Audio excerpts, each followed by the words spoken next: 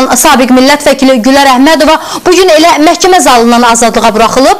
Bakı Apellyasiya Məhkəməsində son söz deyərkən Gülər Əhmədova özünü təqsirsiz bilərək bu sözləri işlətmişdi. Elşad Abdullayev Azərbaycan dövlətinin düşmənidir. Elşad Abdullayev də Gülər Əhmədova da bu dövlətə qurban olsun. Əgər bu dövlətin marağına görə həbsdə qalmalıyamsa, mənə 30 il, hətta güllələmə cəzası da verə bilərsiniz. Statının sonu. Hakimlərin müşavirəsindən sonraki qərarı isə belə olub. Gülər Əhmədova cəzasının qalan hissəsini evində çəkəcək. Gülər Əhmədova prosesdən sonra yalnız aynəsi açıqlama verib, məhkəmə prosesini yaxından izləyən əməkdaşımız Aytən Abdulova da elə birbaşa Gülər Əhmədovanın evinə getmişdi.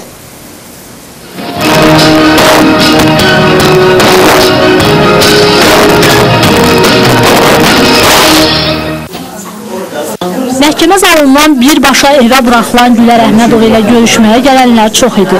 1 il 3 ay məhkumluq həyatı yaşayan sabiq millət vəkili özünün günahsız olduğunu bəyan edir.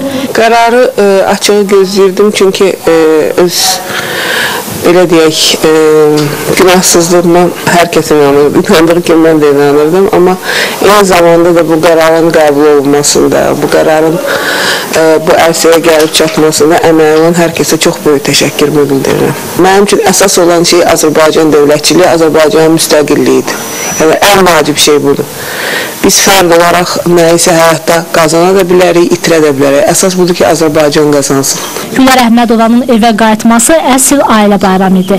Ən çox sevinən isə 1 ildən çoxdur anasını görməyən 9 yaşlı oğlu Tamerlan idi. Uşaq evdə də anasından ayrı düşməməyə çalışırdı.